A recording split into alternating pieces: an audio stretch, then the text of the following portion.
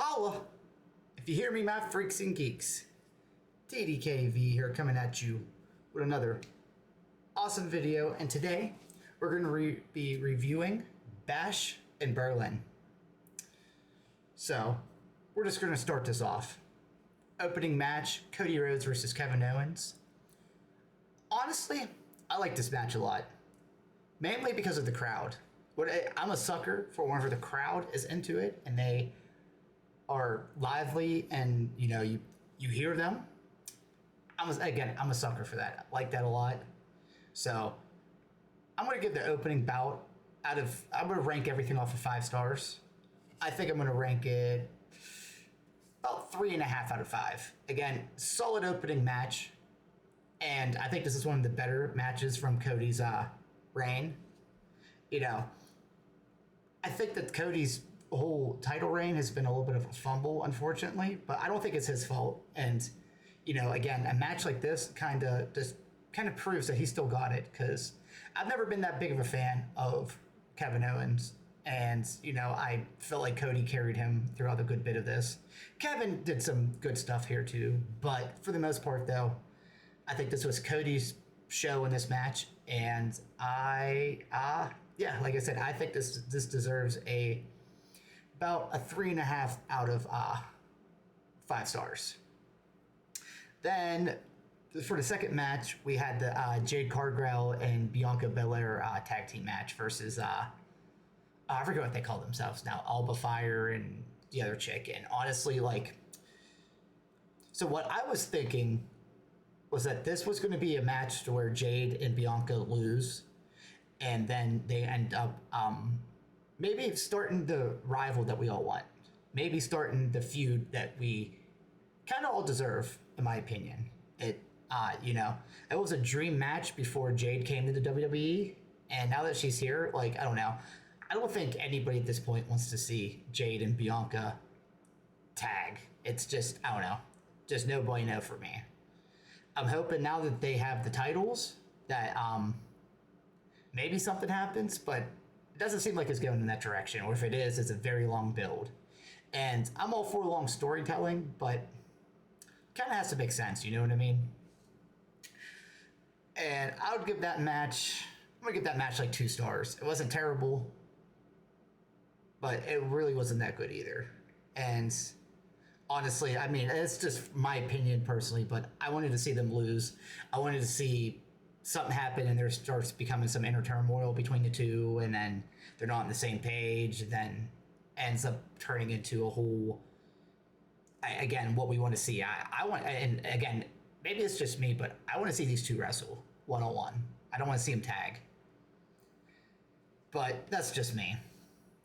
The middle match, the CM Punk and Drew McIntyre strap match. Very happy to see CM Punk get the win. I've always been a big CM Punk fan. And the match itself was pretty solid.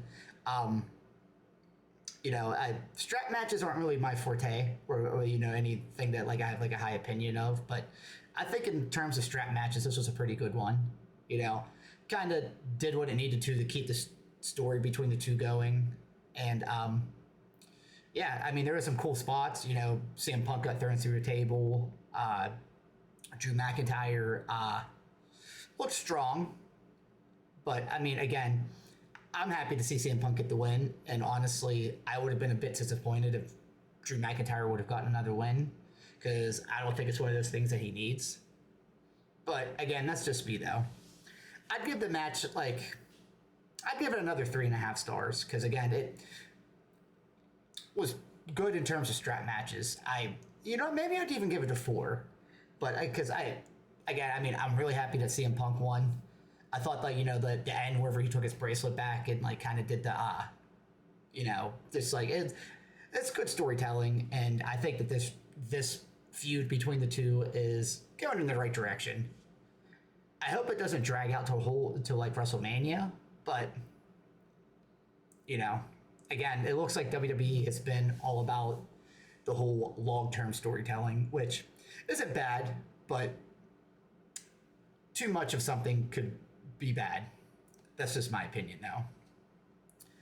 Now on to the Judgment Day versus, I think they call themselves the Terror Twins. You know, Dirty Dom and Liv Morgan versus Damian Priest and Mommy Rhea Ripley.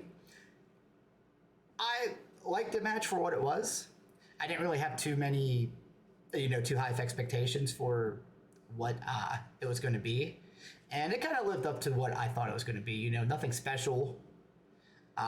You know, some cool spots. I mean, I think I'm going to give this one about, I think I'll give it 3. Yeah, 3 stars. Just for the fact that I think the storytelling part of it was pretty good. The match itself, the wrestling it was all right. I mean, it wasn't anything spectacular. Judgment Day coming out and trying to interrupt. And it's baffling to me that this stable, this faction has been around as long as it has. And I don't know, I just not really for it. I've always thought that Finn Balor was a bit overrated. So, just me though. And then the main event, Gunther versus Randy Orton. I'm honestly a little, I don't want to say disappointed, but just like, I don't think Randy Orton should be getting the push as he is and should be getting in the main event scene like he is anymore. Maybe every once in a while, but I don't know. I don't think he got it like he used to. I don't know. I feel like that could have been used for somebody else. Who? Not really sure, but I don't think Randy Orton needs to be going after the title anymore. What they need to start doing is building new stars. And I mean, Gunther's kind of at this point now an established guy. Let somebody else go fight for the title. I don't know. I don't see the whole appeal of Randy Orton anymore. And honestly, I never really did to begin with. Not saying I never liked him. He's just never one of my favorites. And I never got the whole appeal with him. So I'm going to rank the match 3 stars. Just because I also don't think that they're, I don't think the two had good chemistry together in the ring. Just felt like it was slow. But also, it reminded me a lot of like the classic 80s, like wrestling where they was like a lot of this like chokeholds and a lot of like just slower moments. And I guess in the grand scheme of things, there's nothing wrong with that. If that's your thing. I just feel like Gunther, he always wrestles down to what his opponent's abilities are, or he always matches his opponent's abilities. And again, I don't think Randy Orton really got it like that anymore. I'm happy that he's back, and I'm happy he's like in the ring still, but like, I feel like that spot could have been used for somebody else. And I don't know. So that's my opinion on that. And then the pay-per-view as a whole, something that I would have changed. I didn't bring this up for any individual match because I think every match had this problem a little bit, and that was that it kind of dragged a little bit too much ass. It just dragged, like some of these matches dragged on way too long, like the Bianca and Jade tag team match felt like that could have been cut by a couple minutes. The Gunther Randy Orton match, I felt that dragging the entire time. And I felt like they could have added maybe 1 or 2 more matches to this, because here's my thing. It's a pay-per-view, or PLE, whatever you want to call it. And this is supposed to be something for people to get get their pushes, people or wrestlers for them to advance. And you only have 5 matches worth of wrestlers on the card. Just not really that much room to grow, and not really that much just difference in like I feel like it's always the same people. I always feel like it's the same, same old crap. And I mean, you have a really big roster and you only use your PLE for 5 matches.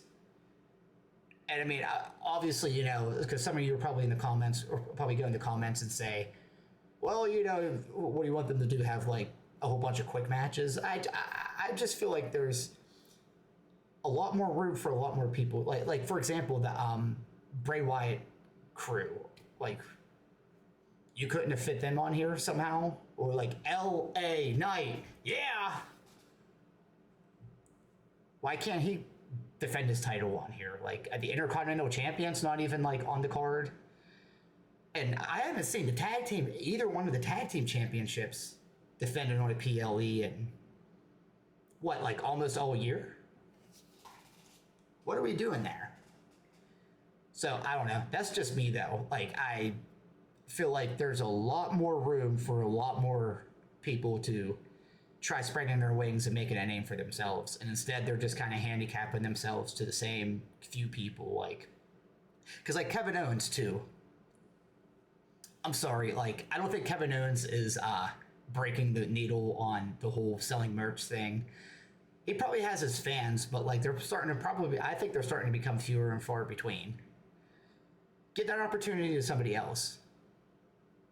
Or just, I don't know. And I mean, because obviously I'm on a booker, so like, you know, opinion really means jack shit here, but I just feel like there's more space and more opportunity for more people to get noticed. And we're kind of just like, again, handicapping ourselves at this.